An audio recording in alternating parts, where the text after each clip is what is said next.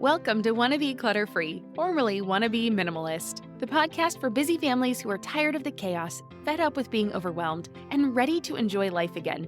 Each week, we talk about how to let go of the clutter so that you can focus on the things that actually matter. And it's not just physical clutter. We talk about the mental and emotional stuff too, because if it's holding you back, it's time to ditch it. I share what I've done in my own life to declutter, organize, and calm the chaos, but you won't just hear it from me. There are amazing guests too. It's practical, doable, and simple for those of us that want to be clutter-free. Well, hey there, my friend. Welcome back to the show. My name is Deanna Yates, and you are listening to episode 202 of the Wannabe Clutter-Free podcast.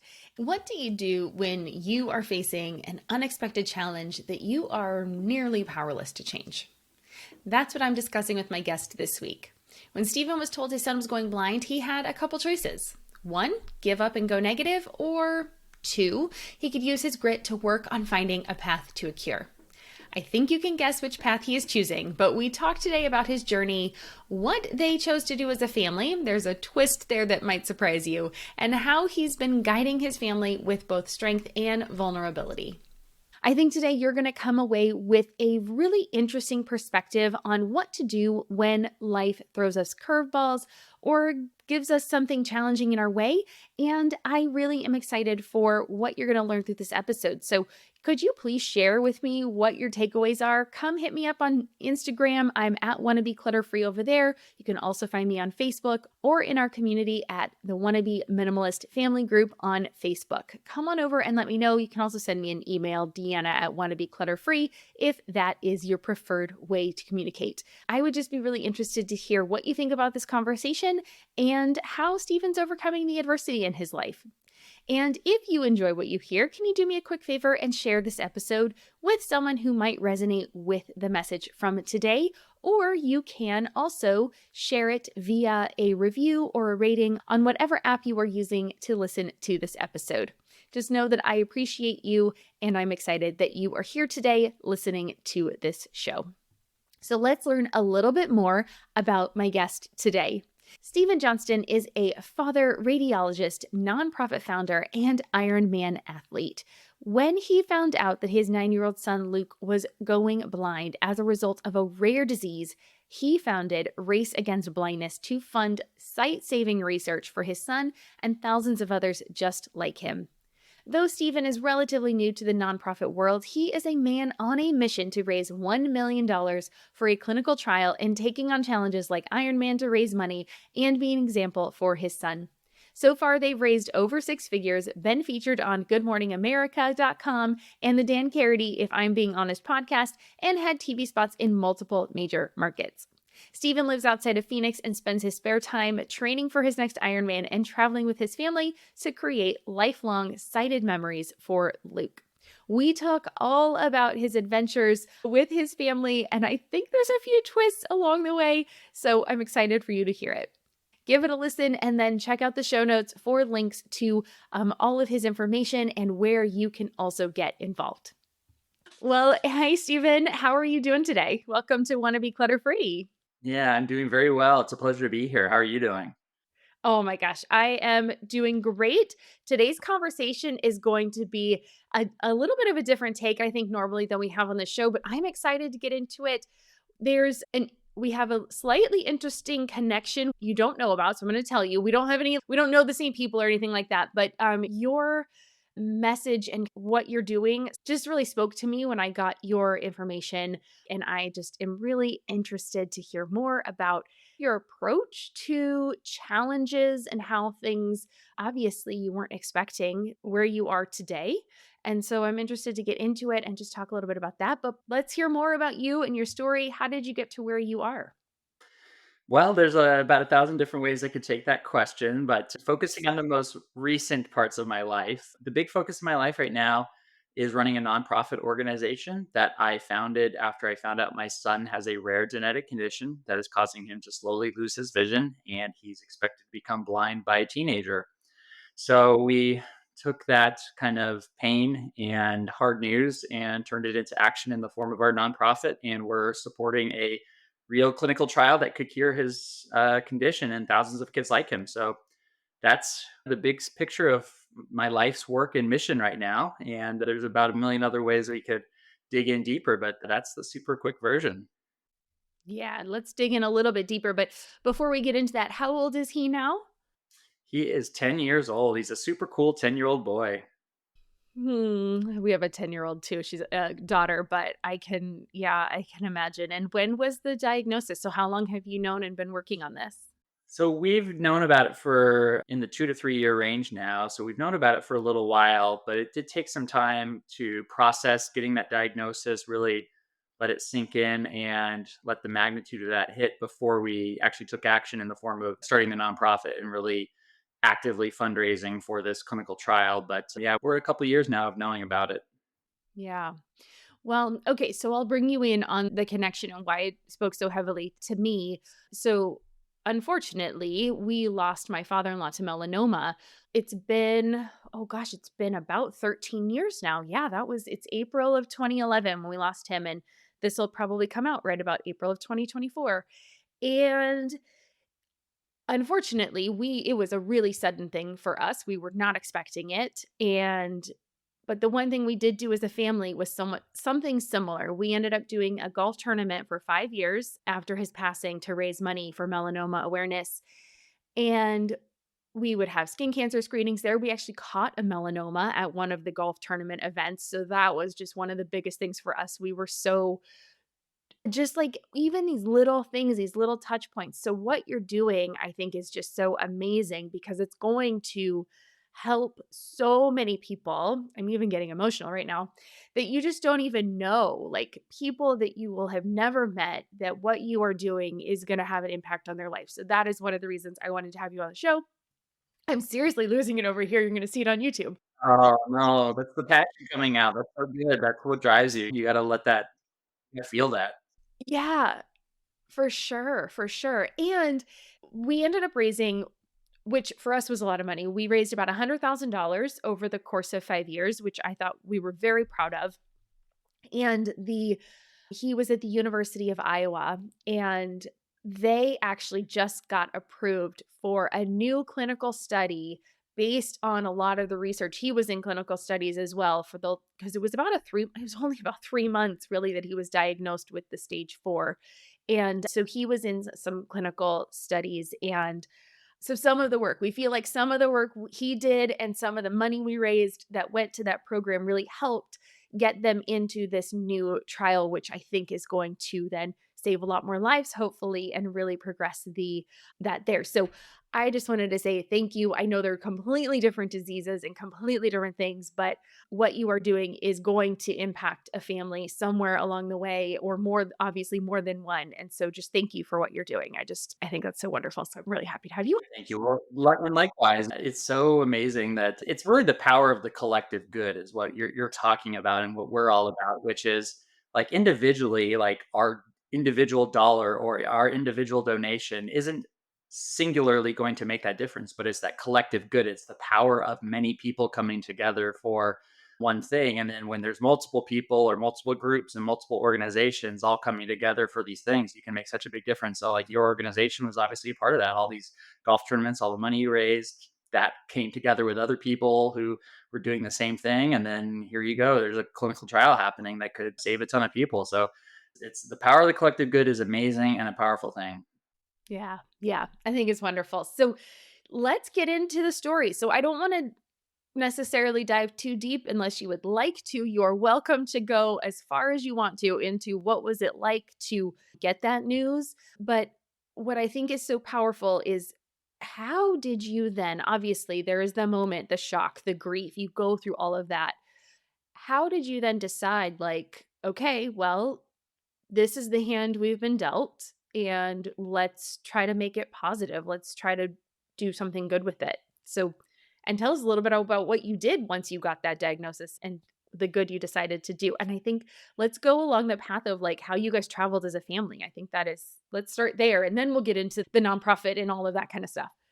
Yeah, for sure. So I'd say right when we got the diagnosis, we were definitely in that very typical pattern of grief, that the process that you go through with getting bad news and how you go through that process of the pain, the suffering, the denial. and you start to slowly accept it, and then start to wanting to take action to come through it. And ultimately, the way we were thinking about it is really there's only two choices here that we have, which is one, we can do nothing and let this happen, and let this define us in a negative way, which is certainly one a very real option that could be easily taken, especially since we were told there's no treatments, there's nothing you can do about it. This is just going to happen, and we're sorry. So that was one choice. The other choice is, well, we can try to turn this into a positive, both in helping him and us as a family learn from the adversity. Like, you can take adversity and turn it into a positive thing. Like, you can go through traumas in life and have those turn into positive outcomes and let yourself become stronger and more capable and see the world in a different way. And also in the sense of wanting to do something about it and trying to make a cure, find hope. And that's the kind of more the take action part of it, in that we started the nonprofit and are doing what we're doing to support a cure. So the real takeaway is that you decide how you react to these things. Like, and it's ultimately your choice how you respond to them, no matter how hard and how horrible it is. Like, you can take control of that situation by your response to it. And that's a very powerful feeling. Yeah. Yeah. Taking back that control. Let's take a break. And when we come back, Stephen's going to tell us what it was like to pack up his life and travel in a van. Do you think it was really that hard for him? I don't know. We'll find out when we come back. I'm Margaret. And I'm Amy. And together we host the podcast, What Fresh Hell? Laughing in the Face of Motherhood. Margaret, I would say you're sort of a where are my keys kind of mom. Correct. Sometimes a where are my kids kind of mom. Well, you're, Amy, more of a we were supposed to leave 35 seconds ago, mom. I mean, touche. In each episode of What Fresh Hell, we come at a topic from our usually completely opposite perspectives. I bring the research. And I bring kind of the gimlet eye. Like, is that research really going to work, people? And almost 10 million downloads later, we're still laughing. We also talk to experts in the parenting field, plus parents with stories we can all learn from. We make each other laugh, we challenge each other's assumptions, and we have what we think is the best parenting community on the internet. Check out What Fresh Hell? Laughing in the Face of Motherhood wherever you listen to podcasts. So you guys packed up, right? Tell me if I'm wrong with this. You guys packed up your family into an adventure van. Yes. And went to travel around to see as much as you could before your son's vision has deteriorated more. So where have you gone? First off, let's talk about where were you living before and what was it like to jump into a travel van? Yes.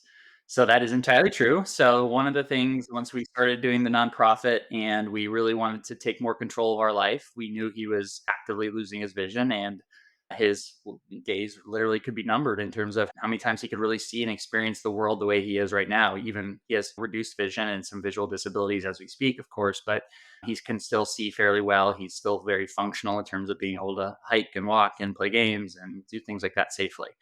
So we really wanted to seize the moment and take advantage of that time that we did have. So his mom and I are not married. We have obviously come very close in all this process to be there for them and do everything we can for them. So we, as a giant family, all piled into multiple vans. In fact, we were in our own van, the kids and us and whatnot. But then we had my parents were there for a while. Her parents were there the whole summer. Her friend Jeff was there the whole summer with us. So we had a very big entourage of people all coming together to travel. But yeah, we hopped in an adventure van and we cruised around mostly the Pacific Northwest and the Mountain West. So we're from Arizona and it's very hot and dry here. And we've seen the area. We know what this landscape. So we really wanted to show him something new and something different.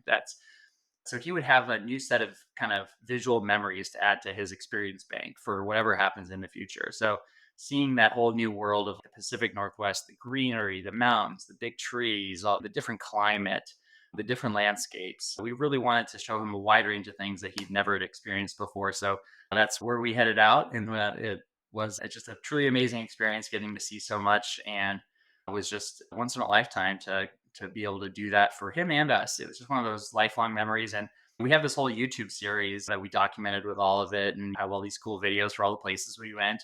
And I don't know how much people watch it or not. People do go back and watch them, but it's for me, I go back and watch them just myself. It's such like a precious memento for me. And if I'm having a tough day or whatever, I'll just go watch one of those moments. And it's such a great experience. But yeah, we had just an amazing time on this wild and crazy adventure in this adventure van.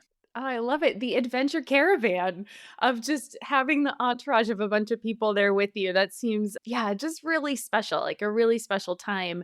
And I just love how you harnessed the negative and turned it into something positive, right? You said, well, we're not going to let this define us. It's happening whether we want it to or not. We don't have a choice for whether it happens or not. So, how can we, yeah, make this into something, a lifelong memory that all of you will be able to take with you forever? And yeah. So, what was one of your favorite places that you got to see on that trip? There's so many. It's very hard to choose. But if I had to forcibly pick one, I loved the state of Montana. I thought Montana was just an amazing place. Now, granted, I saw it in the summer months when it's nice weather and spring. So send me back there in December when it's -30 and I might feel differently. But it was just an amazing state. It just had the landscape, the openness, the climate, the fresh air, the water, the rivers, the mountains, everything was amazing. So it was just such a cool state. And I was a big fan of Montana. Nice. All right. What about your son's favorite? Do you know? Yes. So he loved Wyoming specifically for a couple reasons. So he follows in his grandpa's footsteps of being this little collector, this little like treasure hunter. So his grandpa has a rock business and they buy and sell these fancy amethysts and things like that. And my son loves getting into that whole collecting and whole hoarding of cool things like his grandpa does. And so one of his grandpa's friends has a fish fossil quarry in Wyoming.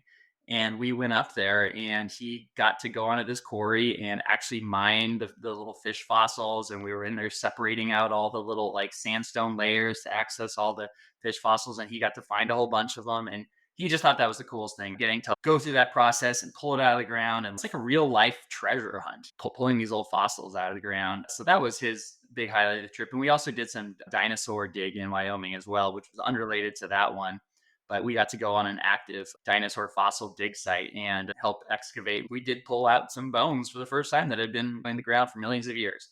So that was really cool too. And he enjoyed that similarly to the fish fossil thing, just that hunting of treasure type thing. So those were his kind of two big moments, and both were in Wyoming. So it was really cool. Very cool. I guess I didn't realize we were still doing active dinosaur digs, which makes sense. But it's so interesting. I hadn't even really thought about that. That's super cool. Oh, I can imagine that would be very thrilling. Yeah, for a kid. It'd be thrilling for me. So I can imagine that was really cool for them. All right. So I want to get into, obviously, this show is Wannabe Clutter-Free. It's about letting go of the clutter in your life. And that can be physical clutter, emotional clutter, mental clutter, obstacles that are holding you back in your life. But what was it like to go from your regular everyday life to then living in a van where you only could have so much stuff? Tell us about that. Honestly, it was really easy. I don't know any other way to Really? say it. Yes.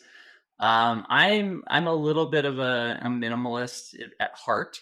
Now, in practice, that's always not always the case, but I'm a minimalist at heart, and being forced to be in a space where you're like, okay, I need one pair of pants, one shirt, one shoes, a jacket, like maybe a couple shirts, and just get down to the essentials, get down to what you need. It really wasn't that hard. And then honestly, being in a space like that, there's only so much to clean every day. There's only so much to have to worry about organizing every day versus a big house with multiple rooms and things everywhere. So in that sense, it was very easy. And then the quality of life in terms of the time that the kids were having fun and doing things and being in nature and more quality human time, the special personal moments that I think we lose a lot in regular everyday life. There was much less technology. We had phones and things, of course, and internet, but there wasn't like couch and a TV we'd all congregate around. We'd be sitting outside a table in the morning, just hanging out, like staring at the lake and the birds and hanging out and having a great morning. There's no TV on in the background or anything like that. So things like that were just so natural to not need and not want. And you realize how positive you like feel when that stuff's not front and center in front of you. Now, the real big challenge for me really was working. So like I still had to do the nonprofit work and keep up on all that. I took basically a leave of absence from my day job for that trip, and I was able to put that aside for the time being. But the doing the nonprofit work, I would have to dedicate out that time away from everything else and having a space to do that, or a quiet room, or not feeling like I was detracting from other people. That was a little challenging. But other than that, everything was super easy. And then reentry was very hard. We can dig into that in a second. But yeah, I think it was a very easy, natural transition, not having a lot of things and being in a small space. It just was very simple, I think. Nice. Yeah, I was going to ask that was my next question on, okay, so what happened when you came back to quote unquote reality and you went back to the house? Have there been, well, talk to us first about what that was like, and then we'll ask if there have been changes in your house.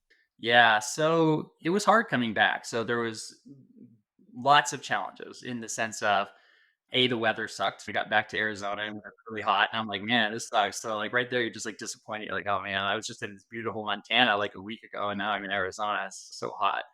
But the real challenge is more just the reentry into the obligations of life in standard home. Of you got the laundry, the cleaning, all the things around, the toys, the TVs again, all the stuff. And no, that was actually really hard to manage and navigate. My initial reaction was, can we just get rid of all of this and just, or can we go back out on the road? Can we just make a go of this? Those were the initial first responses to coming back into it. And then you slowly adjust back into that life. But there's definitely that urge almost on a daily basis that there's too much stuff, there's too many things, there's not enough of the things that made that summer travel great to I just want to go back to that. So it's very hard sometimes. Yeah. Have you then since made changes or decluttered anything in the house? I wish I could say it was more profound. Unfortunately, I'd say one of the things that's really defined the last year for me is the level of obligation that I've taken on with the nonprofit, and still having to maintain a full time regular job, because that full time regular job actually fully supports a lot of the nonprofit stuff I do behind the scenes. It's very hard. I just have such little time outside of all of those things right now to do all that. And that's where I think I'm getting more into the mental decluttering space, where I'm really needing to do some mental decluttering of like my obligations with work, still maintaining my dad responsibilities, personal happiness, and those responsibilities to myself. I think that's really where I've gotten into that space. I've become less focused on the physical clutter in my life and more focused on the mental clutter. And that's really been my focus of it, my efforts and energies to try to keep organizing those mental clutters and keep that stuff as clean as possible so that I can keep doing what I need to do and be successful in all the roles that I have taken on. Yeah. Well, I know boundaries are really important and very difficult to establish. And I know I talk about that with my mom friends all the time. What are you doing to establish some boundaries? I'd be curious to hear your take on boundaries, what boundaries you have established to help with that mental clutter in your life.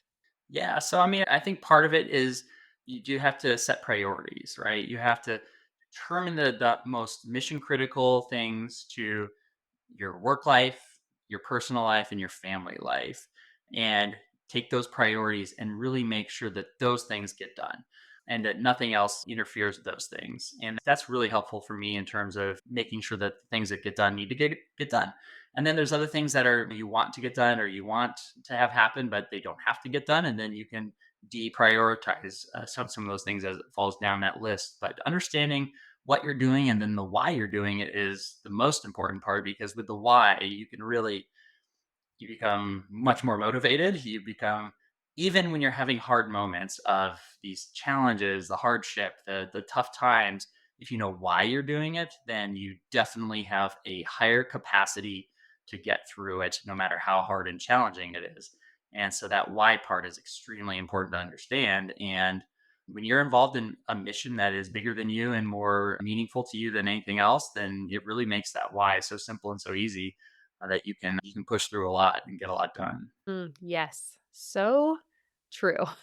And so important. And yeah, being able to have that guiding star, right? That North Star that you can always come back to and then evaluate anything that comes your way against, right? So you might have somebody that offers you a chance to do something and you can say, well, how does that fit with what my purpose is right now, or what my mission is right now, or what my goal is right now? And just being able to have that evaluation. So yes, knowing what that number one priority is, is a great way to determine where you spend your effort and time. And what you said is really important. There's going to be things that pop up along the way, and you have to be able to do these quick evaluations and audits. Is this going to help me achieve these most important things in my life? Is it going to help me achieve my nonprofit mission? Is it going to help me give me a better family balance in my time with my kids? Is it going to make me personally happier in some way? If it doesn't achieve those things, then you can quickly and confidently say, no, this is not something I want to pursue or be a part of. And then you can feel okay saying it, because saying no can be hard, right? When these opportunities or things pop up. So having that kind of guiding principles and priorities, it really helps you make good decisions that will be healthy for you in the long run. I call it the bright, shiny object thing. There's always going to be these bright, shiny objects that pop up along the way. Oh, there's this new opportunity here, or I could go be doing this here, or this, take your pick. And those bright, shiny objects can really quickly deter you from your goals and achieving what you need to do. And they can really detract from other parts of your life if you're not careful and not following that kind of core principles of what you really want to achieve and what matters to you the most. I struggle with that a lot. I'm a starter, so I love new ideas and new things, and I just love the rush, the high you get from doing something new. I know not everybody's a starter, but it is my jam. I love it. But I've really been committing to following through. Of maybe I don't make it to 100% of checking off all the little boxes, but if I could get to 80, 90%, that's where I'm at. But yeah, that one's a struggle for me. So thanks for bringing that up. And I have a very small vision board of just reminding myself of keeping things simple, because I can overcomplicate everything in my life so easily because I hate saying no, and it's so hard for me, but it is definitely something I am working on. So thank you for that reminder. Well, it's one that we all need to. It's not I'm some pro at it, but I try to follow my own rules best I can. But no, it's very hard to say no. You don't want to let people down. You don't want to miss out on some important thing that you could be a part of, or any of the above. So, I mean, learning how to say no and just being like, no, thank you so much. It doesn't fit for me right now. I appreciate it. That's okay to say. Nothing wrong with that. Yeah, I have done that in the last week. I'm very proud of myself. Let's take a break. And when we come back, Stephen is going to talk through what it is like to be vulnerable and strong for your kids at the same time. The lessons here are so amazing. Please make sure you do not miss them. Okay, let's talk about the example you are setting for your children, which I think is super important. I am a big proponent of modeling what we want to see in the world around us, and especially in our families, because we are their role model, right? We're the person they're going to emulate the most in both the things we love about ourselves and the things we would love to change about ourselves. So how do you balance this moment of being strong and moving forward, but also being vulnerable and giving into having that moment of grief? How do you balance that with your kids? Trying to be authentic and age appropriate as much as possible. I think it's a disservice to your kids to not let them see you have hard times and have hard emotions, because they obviously learn from us and they model what we do. So if they never see us processing tough emotions, how can we expect them to learn how to process their own tough emotions that we know that they will inevitably have? It's not like they're going to grow up and have a problem free life. That's not true. That's doing them a disservice. So we have to, just like you teach them to read and write and hopefully teach them how to manage money and be healthy and exercise and all these things, you got to teach them how to manage problems and stress and challenges. And so we have to let them see us so we can model that for them in those moments. I think it's okay to use it as a teaching moment. Be like, hey, I'm having a hard day. Here's what I'm doing to try to manage the stress that I'm feeling. And if you ever find yourself in a tough moment, like, why don't you try this? And maybe you can try some of these things. And then if they're in a tough moment, you can go, hey, remember that I was having a bad day last week and I told you I was having a hard time, and those were the things I did. And since you're having a hard day, why don't you try to do these things? And then they can go, okay, I saw dad do this. He told me this, and I'm going to try this. And then you can see what works and what didn't, and everybody's going to have different things that work for them. And obviously, the age difference is going to do some different things that you should try and do. But at the end of the day, I think letting them see that and then using those moments as teaching opportunities is really important to help them start to learn how to process their feelings and emotions, because otherwise they just won't learn. And then they're going to become an adult, and then they're going to have to learn on their own at that point, which nobody wants to do that. Learning for the first time when you're in your teens or your 20s or later, and these hard things happen to you. Yeah, makes it much harder because then you feel like a failure, right? You feel like, why don't I know how to do this? I should know how to do this. And oftentimes we'll talk to ourselves with those shame words of should. And so, yeah, for sure. I wholeheartedly agree. And that's often how I tell people to teach your family how to declutter and how to get them on board. You can't ask somebody to do something you are not at least willing to try yourself. I don't think anybody needs to be an expert to be a teacher.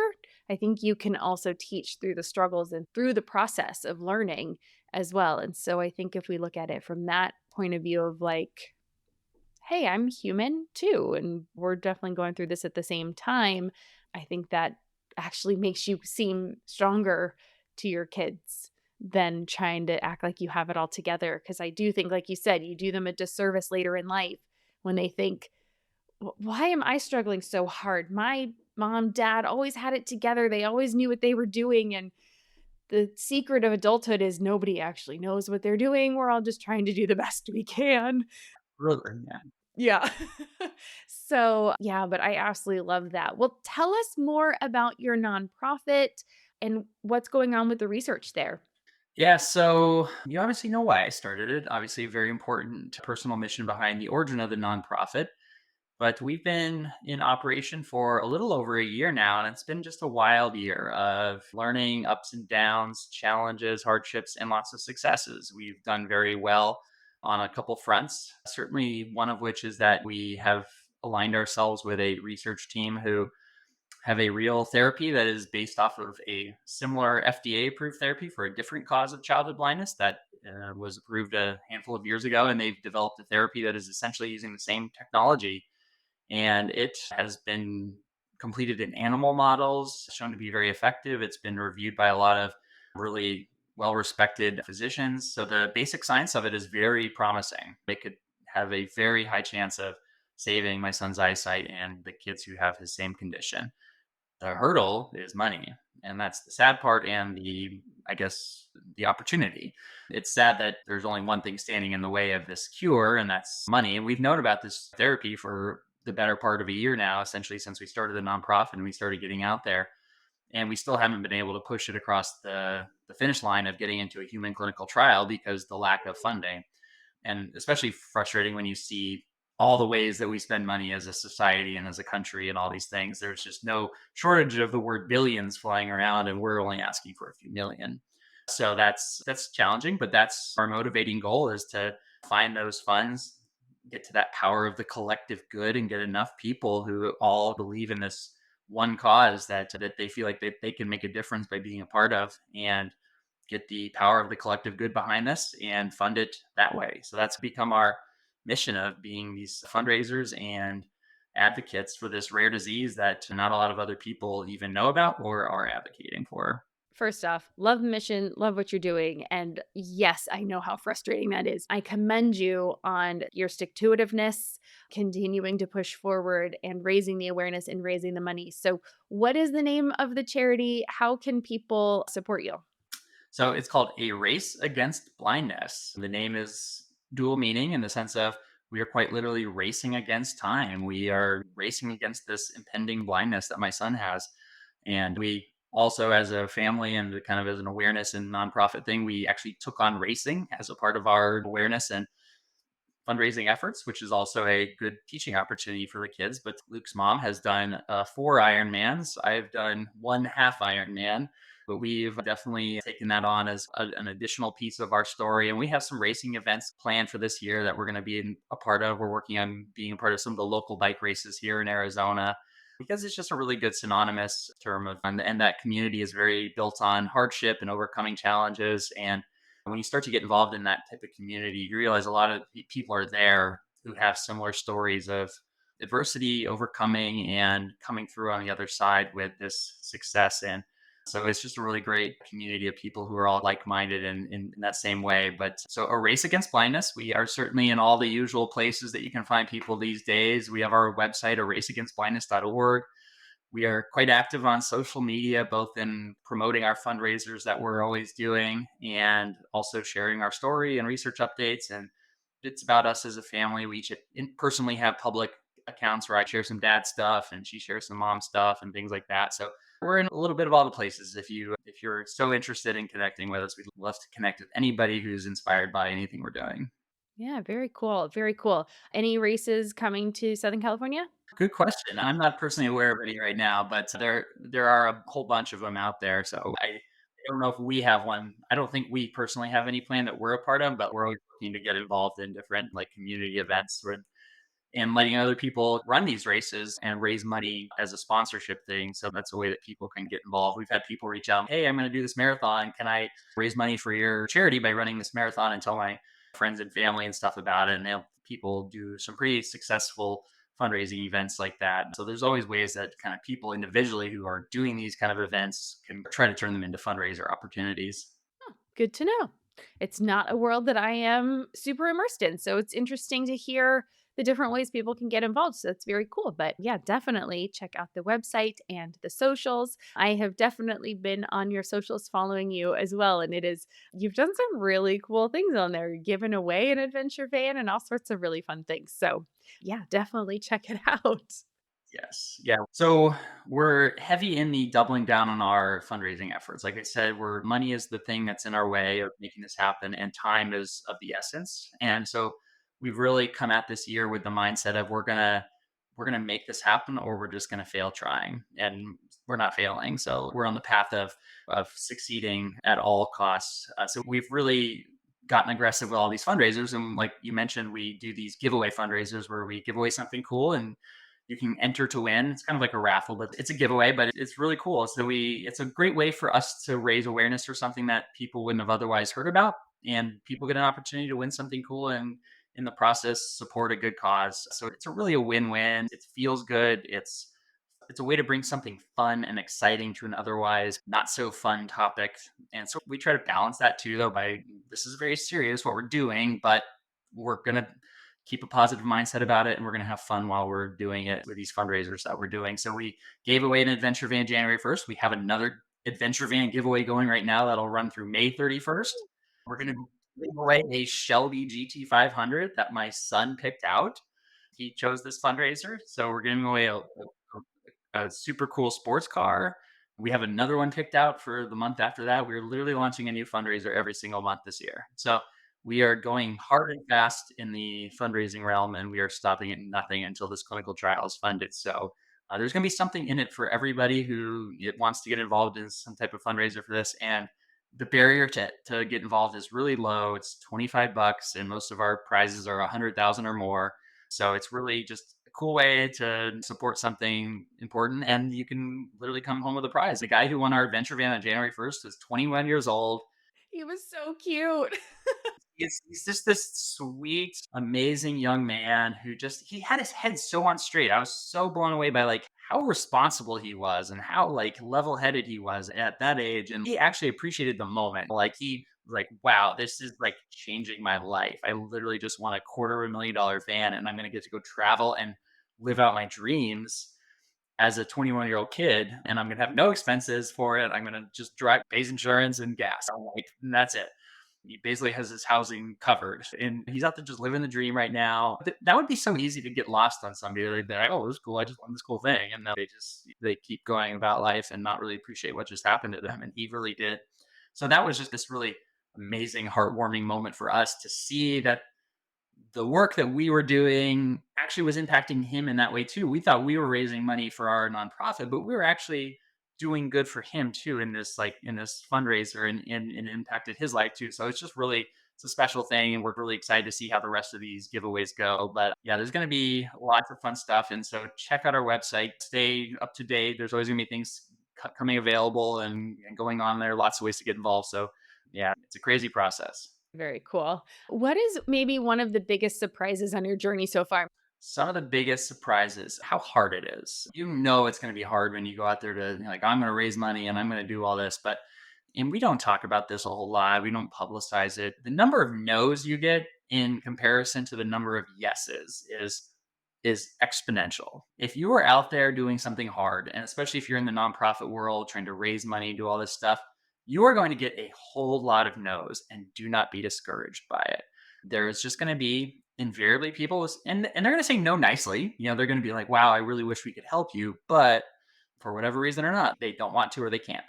And you'll get some frustrating no's. Like we've tried to partner with corporations and big entities and stuff like that, that on paper seem very natural way to have a big partner and have something involved. And they stubbornly and frustratingly don't want anything to do with it. They don't see it as like fitting with their corporate brand and all these things that you're like, this is really frustrating and really sad. But I'm not going to take this and quit. I'm going to persevere and get through.